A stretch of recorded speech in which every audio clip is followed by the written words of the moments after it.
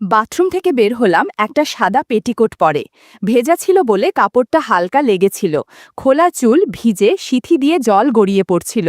ঘরে ঢুকতেই দেখি প্রদীপ দাঁড়িয়ে, চোখ আমার দিকেই আটকে। ও বলল, যদি হাতাকাটা লাল ব্লাউজটা পরে আসতেন তাহলে রাতটা অন্যরকম যেত। আমি শ্রীলেখা, বয়স 40। এই বাড়িতে বিয়ের পর প্রায় 12 বছর কেটে গেছে। আমার স্বামী অসীম ব্যাংকে চাকরি করে, বয়সে 7 বছরের বড়। খুবই শান্ত স্বভাব, নিজের নিয়মে চলে। আর আমি ঘরের ভেতরেই নিজেকে সাজিয়ে রাখায় গৃহিণী। আমাকে দেখে অনেকে বলে, চাচি আপনি যেন সিনেমার মতো। শুনে হেসে বলি, আরে সিনেমা তো আমি ভালো করে দেখতেই পারি না, কিন্তু মনে মনে একটু খুশি হই। আসলে এখনও নিজেকে সময় দিই, একটু শাড়ি আটসাট পরি, লাল ব্লাউজে গায়ের রংটা যেন একটু বেশি ঝলমল করে ওঠে। আয়নায় নিজেকে দেখলে মনে হয়, কে বলবে আমি 38। আমার গড়নটা একটু মসৃণ, কোমরের কাছে ভর আছে, ওপরের দিকটা বেশ টানটান। সিথিতে একটু রঙিন সিঁদুর, ঠোঁটে হালকা লিপস্টিক। এইভাবেই দিনটা শুরু করি, ঘর মোছা, ঠান্ডা পানিতে মুখ ধোয়া আর চায়ের গন্ধে। আমাদের সংসার মোটামুটি, ঝগড়া হয় না, হাসিও তেমন নেই। অসীম খেয়াল রাখে ঠিকই, কিন্তু তার মাঝে সেই আগুনটা নেই। সব কিছু ঠিকঠাক, কিন্তু মনটা মাঝে মাঝে ফাঁকা ফাঁকা লাগে। আমাদের একটাই ছেলে প্রদীপ, এখন বোর্ডিংয়ে পড়ে, 3 মাসে একবার বাড়ি আসে। ও এলে বাড়িটা যেন আবার বেঁচে ওঠে, কিন্তু বেশি দিন থাকে না। এদিকে অসীমেই পায়ের সমস্যাটা হঠাৎ করে বেড়ে গেল। ডাক্তার বলেছে অপারেশন করতে হবে, তাইও ঠিক করল চেন্নাই যাবে। কয়েকদিনের জন্য বাড়িতে আমি একা পড়ে যাব, নিঃশব্দে। একটু ভয় লাগছিল, আমি একা থাকাটা ঠিক পারি না। অসীম তাই ফোন করল ওর ভাইয়ের ছেলেকে প্রদীপকে, বলল, কদিন মামার বাড়ি থেকে যা, চাচি একা থাকবে। ছেলেটা এখন ভার্সিটিতে পড়ে, ভদ্র শান্ত আর পড়ালেখায়ও ভালো। আমি ওকে অনেক বছর আগে দেখেছিলাম, তখন ক্লাস 9-এ ছিল। এখন নিশ্চয়ই অনেক বদলেছে। অসীম যাওয়ার একদিন আগেই বলল, প্রদীপ কালকে দুপুরে চলে আসবে। শুনে ভাবলাম, দেখা যাক ছেলেটা এখন কেমন হয়েছে। ছেলেরা বড় হলে অনেক সময় চোখে মুখে একটু আলাদা ছায়া আসে। তাও ভাবছিলাম, অন্তত দরজায় কলবেল বাজলে আর ভয় লাগবে না। সেদিন রাতে ঘুমাতে যাওয়ার আগে আয়নায় দাঁড়িয়ে চুল আঁচড়াচ্ছিলাম। গলায় একটু হালকা সুগন্ধি ছিটিয়ে নিলাম। আয়নায় চোখ পড়তেই মুচকি হেসে ফেললাম। এখনো আয়নাটা যেন আমায় দেখে চমকে ওঠে। পরদিন সকালে অসীম রওনা দিল চেন্নাই। আমি দরজায় দাঁড়িয়ে ব্যাগ এগিয়ে দিলাম। ও বলল, নিজের খেয়াল রেখো। মাথা নাড়িয়ে দিলাম। তখন চোখে মুখে একটা অদ্ভুত অনুভব খেলে গেল। বারান্দায় দাঁড়িয়ে লইলাম, গাড়িটা বাঁক ঘুরে মিলিয়ে যাওয়ার পরও কিছুক্ষণ চুপচাপ রইলাম রাস্তাটার দিকে তাকিয়ে। বুকের ভেতর হালকা শূন্যতা। ঘরে ফিরে আস্তে করে দরজা বন্ধ করে দিলাম, এমন নিঃশব্দে যেন দেয়ালও টের না পায়। বিকেলের দিকে রান্না সেরে ফেললাম, ডাল, ভাজি, পাতলা মাংসের ঝোল। খাওয়ার সময় কেউ পাশে থাকলে মনটা জমে, না হলে নিজের পাশে একা বসে খেতে যেন ঠিক মন চায় না। দুপুর 2টো নাগাদ ডোরবেলটা বাজল, বুকটা একটু ধক করে উঠল। আঁচলে হাত মুছতে মুছতে দরজার দিকে এগোলাম। দরজা খুলতেই সামনে দাঁড়িয়ে এক লম্বা গড়নদার তরুণ, চোখে কালো ফ্রেমের চশমা, গায়ে সাদা টি-শার্ট, আর সেই চেনা হাসিটা। একটা নরম গলা, কিন্তু তার ভেতরে যেন আরেকটা সুর। ওমা, প্রদীপ, এত বড় হয়ে গেছো। দরজাটা পুরো খুলে দিলাম। ওর মুখে লাজুক হাসি, চোখটা আমার দিকেই আটকে। ও ঘরে ঢুকে বসল। আমি ওর সামনে এক গ্লাস জল এগিয়ে দিলাম। চাচি, আপনাকে তো আগেও দেখেছি, কিন্তু এবার দেখে মনে হচ্ছে অনেকটাই বদলে গেছেন। আমি হেসে বললাম, বয়স বাড়লে একটু গুছিয়ে নিতে হয় নিজেকে। কথাটা সহজ, কিন্তু ভেতরে একটা ভিন্ন ভাব ছিল। ও টের পেল কি? প্রদীপ ঘরের এদিক ওদিক তাকাচ্ছিল। মাঝে মাঝে ওর চোখটা একটু বেশি সময় আমার দিকেই ছিল। আমি সেটা বুঝেও কিছু না জানার ভান করলাম। চলাফেরা ছিল একদম স্বাভাবিক, কিন্তু ওর দৃষ্টি যেন সব কিছু একটু বেশি মনোযোগে খেয়াল করছিল। আমি রান্নাঘরে গেলাম ওর জন্য থালা গুছিয়ে দিতে। তখন পাশে এসে দাঁড়িয়ে বলল, চাচি, আমি নিজেই নিতে পারি। আমি বললাম, না না, তুমি তো অতিথি, আর তুমি যেহেতু আমাদের ঘরের লোক, তাই খেয়ালটাও একটু বেশি রাখা আমার দায়িত্ব। বলার সময় খেয়াল করলাম নিজের গলার স্বর একটু কোমল হয়ে গেছে। ও খেতে বসেছে, আমি দূরে বসে পাখা করছিলাম। চোখের কোণায় দেখি খেতে খেতে ও মাঝে মাঝে তাকাচ্ছে। একবার আমার শাড়ির আঁচলটা একটু সরে গিয়েছিল, ব্লাউজের পাশটা সামান্য দেখা যাচ্ছিল। আমি সঙ্গে সঙ্গে আঁচলটা টেনে নিলাম। তখনও দেখি প্রদীপ একটু থমকে আমার দিকেই তাকিয়ে। আমি চোখ নামিয়ে বললাম, খাওয়ায় মন দাও, চেয়ে চেয়ে কিছু পাওয়া যাবে না। ও হেসে বলল, আপনার হাসিটা কিন্তু একদম আলাদা চাচি। দুপুরের আলো একটু কমে গেলে ঘরে এক ধরনের শান্ত অলস ভাব নেমে এলো। আমি জানালার পাশে গিয়ে দাঁড়ালাম। হঠাৎ পেছনে টের পেলাম প্রদীপ এসে চুপচাপ দাঁড়িয়ে, কিছু বলছে না, কিন্তু ওর নিঃশ্বাস যেন খুব কাছ থেকে ছুঁয়ে গেল। ভেতরটা হালকা কাঁপছিল। নিজেকে একটু সামলে বললাম, তোমার ঘর তৈরি আছে, চাইলে গিয়ে একটু ঘুমিয়ে নাও। ও চলে গেল ঘরে। আর তখনই বুঝলাম এই সম্পর্কটা শুধু আত্মীয়তার গণ্ডিতে আটকে থাকবে না, কিছু একটা শুরু হয়ে গেছে, একদম নিঃশব্দে কিন্তু স্পষ্টভাবে। পরদিন সকাল ৮টায় ঘুম ভাঙল। জানালার ফাঁক গলে রোদের চিকন একটা রেখা গলা ছুঁয়ে যাচ্ছিল। আমি উঠে বসলাম, চোখে মুখে এখনো ঘুমের ঘোর। গায়ে ছিল নরম সাদা নাইটি, হালকা সিল্কের। বিছানার চাদরটা একটু এদিক ওদিক। গতকালকের মুহূর্তগুলো হঠাৎ মনে পড়তেই ঠোঁটে হালকা একটা হাসি খেলে গেল। ঘড়ির কাঁটার দিকে তাকিয়ে একটু বিরক্ত লাগলো, এখনো বুয়া আসেনি।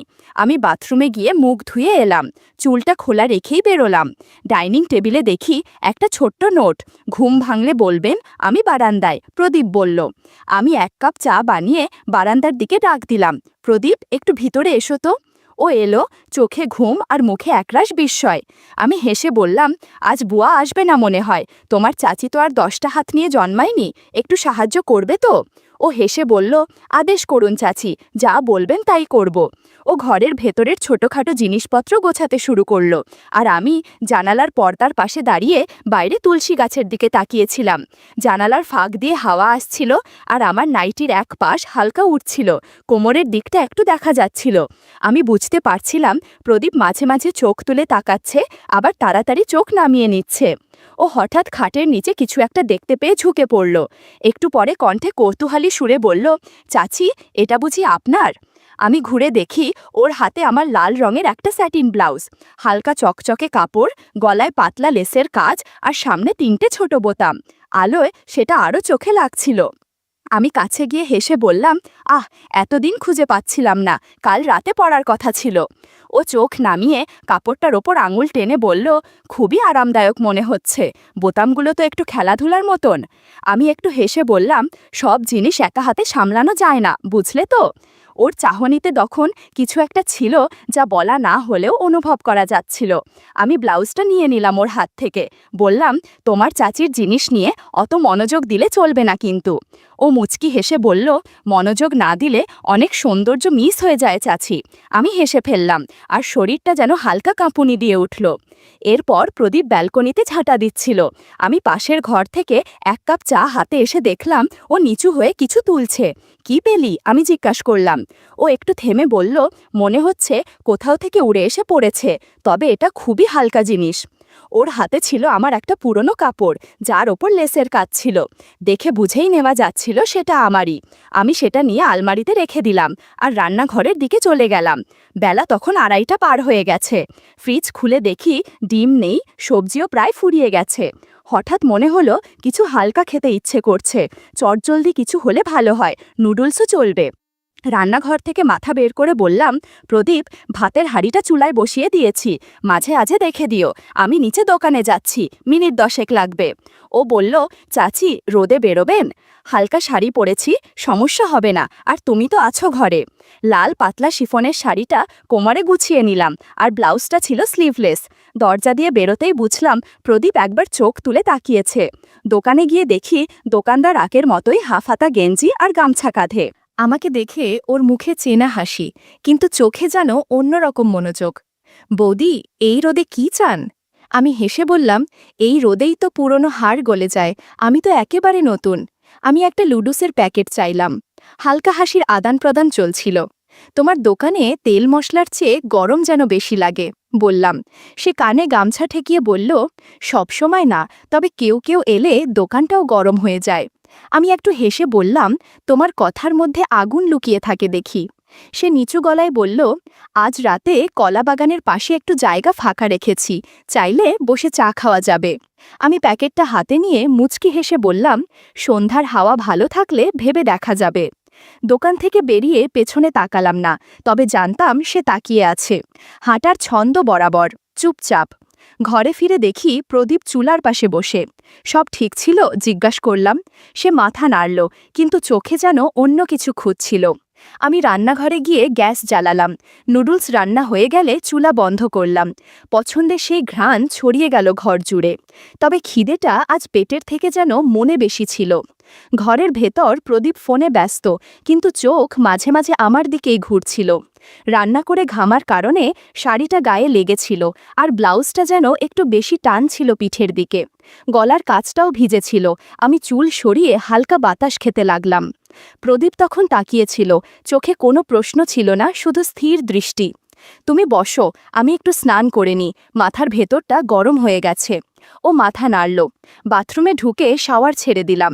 ঠান্ডা পানির ধারায় শরীর ভিজে যেতে লাগলো, কিন্তু মনে হচ্ছিল শুধু ঘামের ক্লান্তি নয়, দিনভর জমে থাকা চাপা অনুভূতিরা যেন ধুয়ে যাচ্ছে ধীরে ধীরে। বাথরুম থেকে বেরিয়ে এলাম সাদা ঘরের পোশাকে। ভেজা চুল খোলা, সিথি দিয়ে পানি পড়ছে নিচে।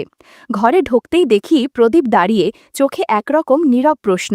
কিছু একটা বদলে যাচ্ছে বুঝতে পারছিলাম, কথা না বললেও চোখের ভাষা অনেক কিছু বলছে। আমি হালকা গলায় বললাম, এই গরমে মানুষকে চিনে ফেলা যায়, কে কি দেখে আর কি লুকায়। ও কিছু বলল না, শুধু মাথা নিচু করল, যেন কিছু ভুল করেছে। কিন্তু আমি বুঝলাম এটা দেখার চেয়ে অনেক গভীর কিছু। ঘরের আয়নার পাশে দাঁড়িয়ে চুল মুছছিলাম। আয়নায় ওর ছায়া দেখা যাচ্ছিল। নিজের দৃষ্টিতে নিজেকেই যেন নতুন করে দেখলাম। শ্রীলেখা যেন আর আগের মতো নেই। রাতের খাবার শেষে প্রদীপ বলল, চাচি, আজ একটু আগে ঘুমোতে পারি? আমি মাথা নাড়লাম। যাও, কাল সকালে আবার কাজ আছে। তার চোখে ছিল একরকম বোঝা, যা দিনের মধ্যে জমেছিল কিন্তু বলা হয়নি। সেই রাতে আমি চুপ করে থাকলাম না। আয়নার সামনে দাঁড়িয়ে শাড়ি পরলাম। মাটিরঙা পাতলা একটা শাড়ি, হালকা সাজ। নিঃশব্দে দরজার ছিটকিনি খুলে নিচে নামলাম। বাড়ির পেছনে পুরনো কলা বাগানটা প্রায় নির্জন, সেদিকে হেঁটে গেলাম। সেখানে দোকানদার দাঁড়িয়েছিল, চেনা মুখ, কিন্তু চোখে অন্যরকম আত্মবিশ্বাস। আমি কাছে গেলাম। সে বলল, আপনার আসার খবর জানলে দুপুরের রোদও সহজ হয়ে যেত। আমি বললাম, রাতের হাওয়া তো এখন বেশ ঠান্ডা, তবুও আপনি এলে সব গরম হয়ে যায়। আমরা পাশাপাশি বসলাম, চুপচাপ। পাতার আওয়াজ, হালকা বাতাস আর দূরের কোনো কুকুরের ডাক, সব মিলিয়ে ঘোরের মতো একটা আবহ তৈরি হলো। মনে হচ্ছিল আজকের রাতটা আলাদা। ঠিক তখনই দূরে একটা ছায়া নড়ল। বুঝলাম সেটা প্রদীপ, হয়তো দরজার শব্দে ঘুম ভেঙেছে। ও দাঁড়িয়ে রইল গাছের আড়ালে। আমি দেখেও না দেখার ভান করলাম। দোকানদার আমার দিকে হেলে বলল, ভাবিনি আপনি এভাবে আসবেন, আপনি তো শুধু দেখার জন্য নন। আমি হালকা হেসে প্রদীপের দিকে একবার তাকালাম। ও দেখছিল, চুপচাপ। আমি বুঝলাম এই রাতটা আমার নিজের মতো। ঘণ্টাখানেক পর ফিরে এলাম। পা টিপে টিপে ঘরে ঢুকে শাড়িটা নামিয়ে চেয়ারে রাখলাম। তারপর সোজা বিছানায় গা এলিয়ে দিলাম। চোখ বন্ধ করেও ভাবছিলাম প্রদীপ সব দেখেছে। এখন ওকে কিভাবে সামলাবো? যদি মুখ খুলে ফেলে? তবে আমি জানতাম ওর ভেতর কিছু একটা জন্ম নিয়েছে, আর আমি চাই ধীরে ধীরে সেটা যেন আমার অভ্যাস হয়ে যায়। ওর চোখে আমি যেন এক বিকেলের না ফুরোনো আলোর মতো থেকে যাই। সকালে উঠে দেখি জানালার ফাঁক দিয়ে রোদ আসছে ধীরে ধীরে। হালকা ঠান্ডা বাতাস, কিন্তু ঘরের ভেতর একরকম অন্যরকম গরম লাগছিল, যা শুধু তাপমাত্রা দিয়ে বোঝা যায় না, বোঝা যায় চোখের ভাষায়, নিঃশব্দ স্পর্শে। আমি রান্নাঘরে গিয়েই চায়ের জল বসালাম। সঙ্গে দুটো টোস্ট গরম করতে দিতে দিতে পেছনে ঘুরে দেখি প্রদীপ টেবিলে বসে আছে। একগাল থেমে থাকা মুখ, কিন্তু চোখে সেই হালকা ঝাঁঝ এখনো টিকে আছে। ঘুম হয়েছে তো? আমি জিজ্ঞাসা করলাম। মাথা নিচু করে চায়ের কাপড় সামনে রাখলাম। ও একবার মুখ তুলে তাকাল, তারপর ধীরে বলল, আপনি তো মনে হয় ঘুমোননি। আমি হেসে বললাম, সবাই তো একরকম ঘুমায় না প্রদীপ, কারো ঘুম শরীর থেকে আসে, কারো মন থেকে, আর মন যদি চঞ্চল থাকে ঘুম আসে না। ও চায়ের কাপে চুমুক দিয়ে আমার দিকে তাকাল। গতকাল আপনাকে বাইরে যেতে দেখেছিলাম। তার কণ্ঠ মৃদু কিন্তু স্পষ্ট। আমি এক মুহূর্ত চুপ করে তার চোখে তাকালাম। তারপর বললাম, দেখেছ বলেই বলছো, নাকি অন্য কিছু মনে করেছ? প্রদীপ থমকে গিয়ে বলল, ভেবেছি, মিথ্যে বলবো না। আমি হালকা হাসলাম। তারপর ধীরে বললাম, তোমার চাচা এখন বয়সে বড়, রুটিন, দায়িত্ব আর নীরবতায় বাধা, কিন্তু আমি এখনও আলোর দিকে তাকাতে ভালোবাসি। গন্ধ, ছোঁয়া, দৃষ্টি তো বয়স দেখে না, তাই না? প্রদীপ চোখ নামিয়ে ফিসফিস করল, সবার বুঝতে পারা হয় না চাচি। আমি বুঝি, আমি বললাম। আমি চায়ের কাপটা এগিয়ে দিলাম। বোঝার আর জানার মধ্যে পার্থক্য আছে প্রদীপ। কেউ বোঝে, কেউ জানে, আবার কেউ অনুভব করে। ও একটু কাছে এসে বলল, আপনি চাইলে আমি আপনার মন বোঝার চেষ্টা করব, শুধু চোখ দিয়ে নয়, সময় নিয়ে, ধীরে ধীরে। আমার বুক তখন একটু ধকধক করছিল, কিন্তু ঠোঁটে এক হালকা হাসি। আমি বললাম, যে রাস্তা তুমি নিতে চাও সেটা সহজ নয়, তবে সাহস থাকলে আমি পথ দেখাবো। সেই সকালে আমরা নাস্তা করছিলাম। টোস্ট আর চায়ের বাইরেও চোখে, নিঃশ্বাসে, শরীরের নরম হাওয়ায় একটা ভাব আদান প্রদান হচ্ছিল। আজ বুঝেছি, প্রদীপ শুধু দেখেই না, অনুভব করতেও জানে। এক সপ্তাহ যেন হাওয়ার মতো কেটে গেছে। প্রদীপ যখন ঘরে থাকে তখন একটা টান টান ভাব চোখে পড়ে। হাত ছোঁয়ার সময় শিরায় শিরায় একটা আলাদা অনুভূতি বয়ে যায়। একদিন সকালে কল বেল বাজল। দরজা খুলতেই দেখি অসীম দাঁড়িয়ে, হাতের কাছে হ্যান্ড লাগেজ, ক্লান্ত মুখে হালকা হাসি। সব কিছু ভালোই হয়েছে, ও বলল। আমি মাথা নেড়ে জানালাম, তাই তো দেখছি। ওর মুখ দেখে বুঝতে পারছি এখন অনেক বেশি শান্ত ও ফুরফুরে অনুভব করছে। অসীম ফিরে এলেও ঘরের বাতাস আগের মতো লাগছিল না। আমি সাজানো বিছানায় বালিশ ঠিক করছিলাম, চোখে যেন মাঝে মাঝে প্রদীপের মুখ ভেসে উঠত। বিকেলে প্রদীপ আর অসীমের কথা হলো, বাড়ির খোঁজখবর নিল। সন্ধ্যা নামতেই অসীম একটু উৎসাহ নিয়ে বলল, আজ রাতটা একটু অন্যরকম হোক, অনেক দিন তো দূরে ছিলাম। আমি চুপচাপ মাথা নেড়ে বললাম না কিছু। সেই রাতে ওর স্পর্শ পেলাম ঠিকই, কিন্তু আমার মনে কিছু স্পর্শ পেল না। অসীম পাশে থাকলেও মন ছিল অন্য কোথাও। রাত প্রায় 12টা বাজে গেছে, অসীম ঘুমিয়ে গেছে। আমি ধীরে উঠে দরজা খুলে বাইরে এলাম। ঘরের নিস্তব্ধতা ফেলে সোজা ড্রয়িং রুমের পাশের গেস্ট রুমে প্রদীপের ঘরে গেলাম। ও দরজা খুলেই আমার দিকে তাকাল। চোখে কোনো প্রশ্ন ছিল না, শুধু এক ধরনের বোঝাপড়া, যেন অনেক আগেই জানতো আমি আসব। দরজার পাশে দাঁড়িয়ে বললাম, এই পোশাকেই ঠিক আছে? প্রদীপ হালকা হাসি নিয়ে বলল, যদি আপনি লাল ব্লাউজটা পরতেন বা সেই দিন ব্যালকনিতে পাওয়া সেটাটা, তাহলে হয়তো রাতটা অনেক দিনের জন্য মনে থাকবে। আমি চোখ নামিয়ে বললাম, তুমি যা বলো আমি তাই করব আজ। পরে ধীরে ধীরে ফিরে গিয়ে ব্লাউজটা পরে এলাম। চোখে হালকা কাজল, ঠোঁটে একটু লিপস্টিক আর হালকা সুগন্ধি লাগালাম। তারপর আবার প্রদীপের ঘরে ঢুকলাম। সেই রাতটা ছিল একেবারে আলাদা। কোনো বেশি কথা ছিল না, শুধু এক গভীর বোঝাপড়া। বুঝলাম আমার প্রতিটি অনুভূতি, ইচ্ছা কেউ সত্যিই বুঝতে শুরু করেছে। ভোরে উঠে দেখি প্রদীপ ব্যাগ গোছাচ্ছে। বলল, চাচা ফিরেছেন, এখন আমাকে যেতে হবে। আমি বললাম, সবকিছু ঠিক থাকবে তো? ও ফিরে তাকিয়ে বলল, আপনিই তো শিখিয়েছেন কিভাবে অভ্যাস তৈরি করতে হয়। আমি আস্তে বললাম, যেটা স্বামী বুঝতে পারেনি সেটা তোমার কাছেই পেয়েছি।